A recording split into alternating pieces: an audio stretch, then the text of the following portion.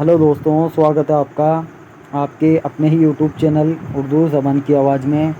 RPSC first grade Urdu 10%। आज की video number 4 है और टॉपिक वाइज आपको बताया गया है और यहाँ से प्रश्न पक्के हैं। जो भी हम क्वेश्चन दे रहे हैं यहाँ से आपको 100% क्वेश्चन मिलेंगे।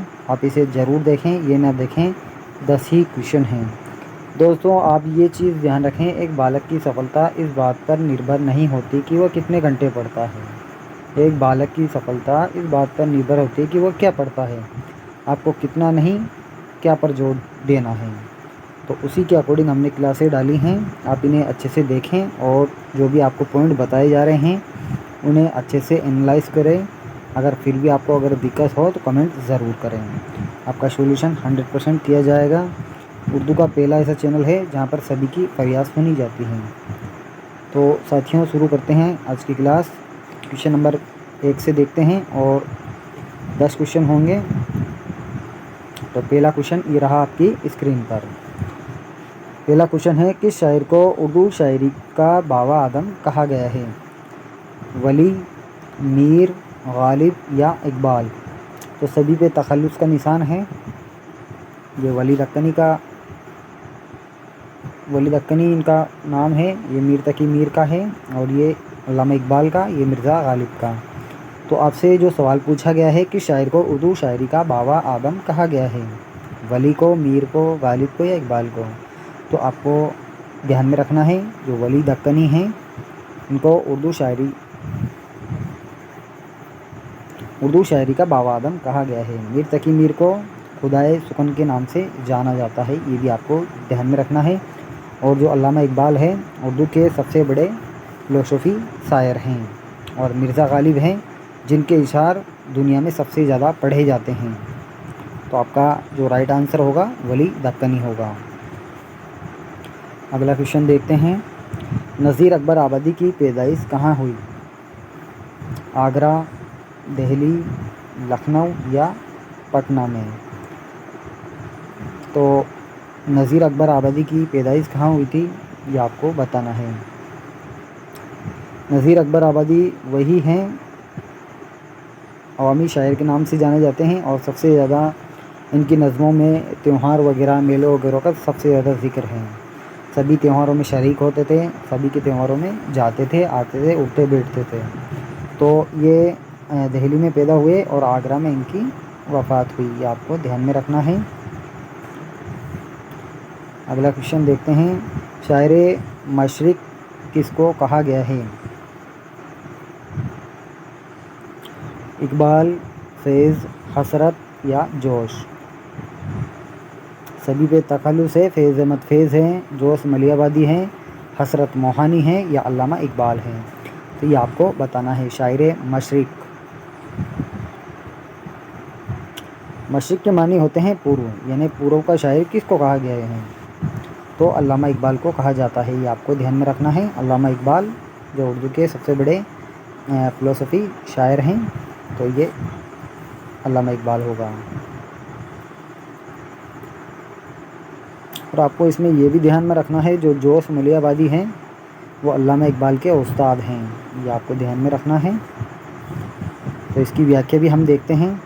एक क्वेश्चन लेट हो गए।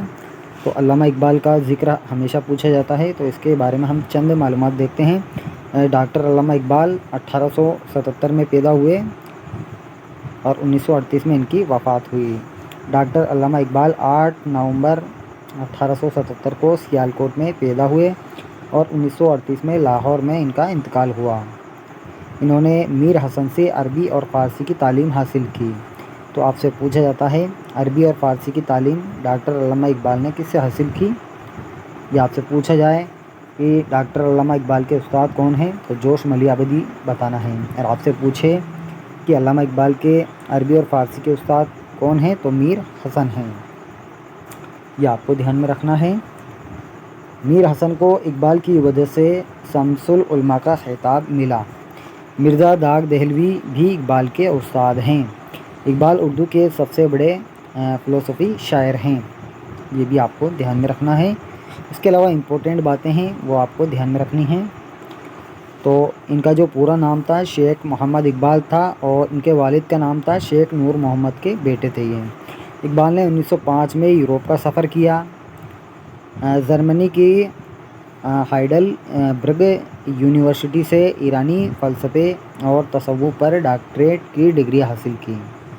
असरार खुदी मशहूर फ़ारसी नज़्म है जिसमें इन्होंने फ़लसफ़ा खुदी का नज़रिया पेश किया है।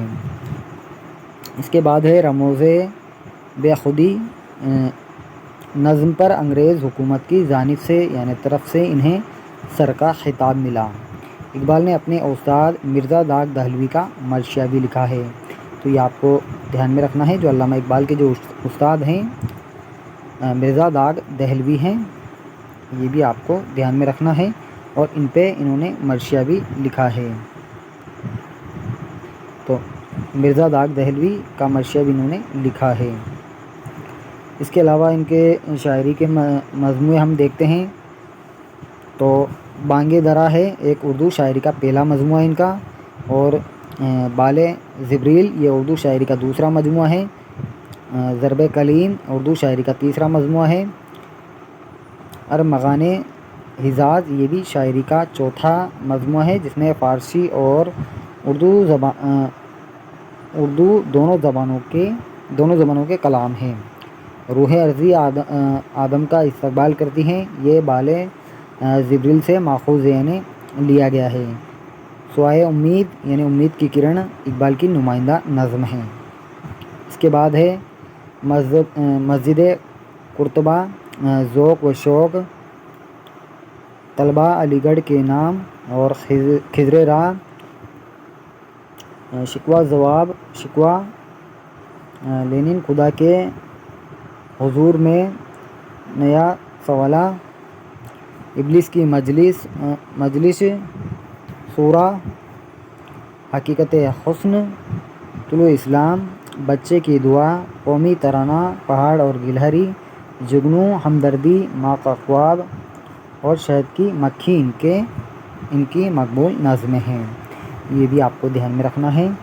इसके अलावा हकीकत हुस्न ये नुमाइंदा नज़्म है। तराना हिंद या हिंदी, सारे जहाँ से अच्छा हिंदोस्तान हमारा इकबाल की मशहूर नज़्म है। एक आरज़ू ये भी नुमाइंदा नज़्म है। परिंदे की फरियाद ये भी नुमाइंदा नज़्म है। इनकी अहम गज़ल के नाम हैं, जो अहम गज़लें हैं इनकी, फिर चिरागे लाला से रोशन हुए कोह व दमन, मुझको फिर नगमों पे उकसाने लगा मर्गे चमन। तो ये इकबाल की मशहूर नज़्म है, यानी गज़ल का शेर है। इसके अलावा हमारा एक क्वेश्चन रह गया था पिछली, ये वाला क्वेश्चन रह गया था, चांद तारों का बन किसकी मशहूर नज़्म है? अख्तरुल ईमान, फैज़ अहमद फैज़, मिजाज या मखदूम मोइनुद्दीन। तो ये हमारा जो इसका राइट आंसर हो जाएगा मखदूम मोइनुद्दीन की है ये, तो ये राइट आंसर हो जाएगा। इसके अलावा हम अगला क्वेश्चन देखते हैं, मीर अनीस की शिनाख्त किस सिन्फ से है? यानी जो मीर अनीस है उनका संबंध किस सिन्फ से है? कशीदा, गज़ल, मर्शिया या नज़म? तो हमें ध्यान में रखना है, जो मीर अनीस है मर्शिया गो शायर हैं। अगला क्वेश्चन देखते हैं, मीर अनीस की शिनाख्त किस सिन्फ से है? तो ये दो बार रिपीट हो गया, तो मर्शिया आएगा इसमें। अगला क्वेश्चन देखते हैं, तंज़ो मज़ा का शायर कौन है? तंज़ो मज़ा के मानी होते हैं छेड़छाड़ या हंसी मजाक। मुमिन राशिद, अकबर अलाहाबादी, नज़ीर अकबर आबादी या मुसाफ़ी?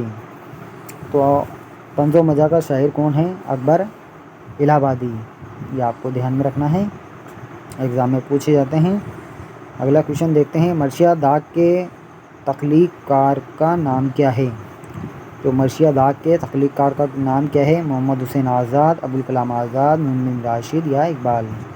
तो तख्लीक़कार बोला जाता है मुसन्निफ़ को। यानी मर्शिया जो दाग है किसने लिखा था?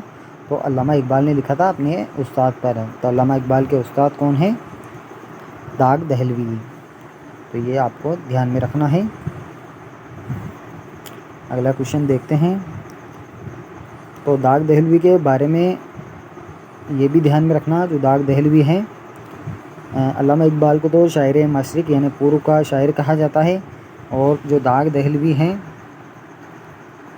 वो इनके उस्ताद थे इकबाल के, ये आपको ध्यान में रखना है।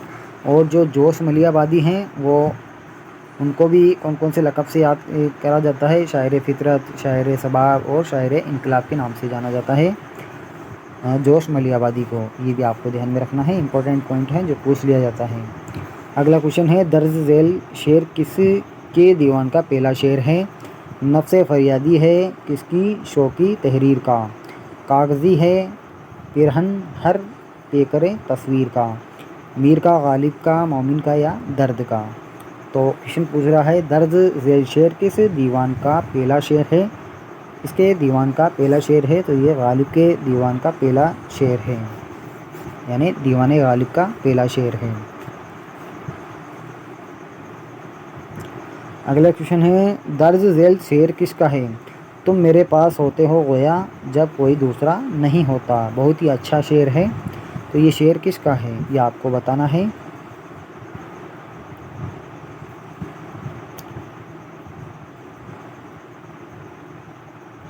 दर्ज झेल शेर किसका है, तो आपको इसमें ऑप्शन भी दे दें। तो पहला ऑप्शन आपका रहेगा गालिब, गालिब होगा। दूसरा है मीर,